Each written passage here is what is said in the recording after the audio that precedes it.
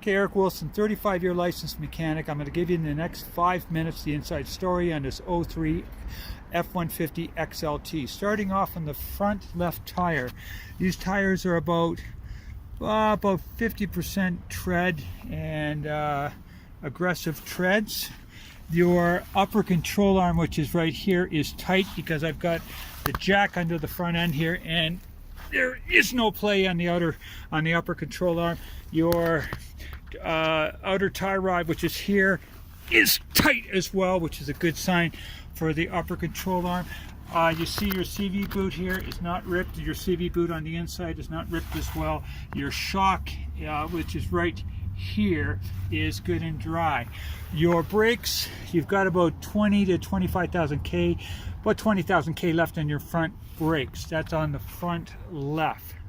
Okay, on your your left rear, about 60 to 70% tread on your rear wheels, which is a little more than the front. Your shock, good and dry. Differential, no leaks.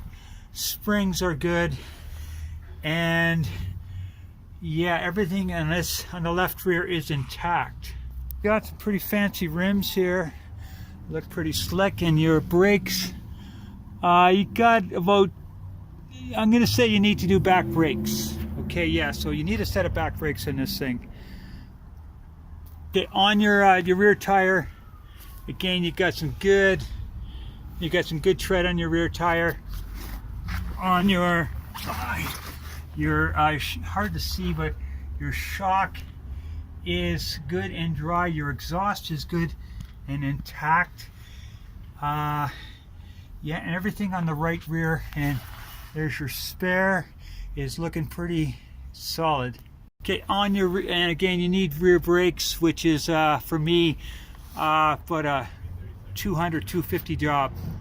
Coming in on your right front tire. Okay, the front tire is not as good as the back, about twice the depth in the back and you've got on the front, so still usable, but I definitely want something to give attention to. Shock is dry. Upper control arm, your upper control arm, which is right here, is tight. Your outer tie rod, which is right here, is intact. Your CV boot is dry. Your CV boot is dry. Everything's looking solid on this front, on the front right. Again, brakes, you got about 20,000 K in the front brakes.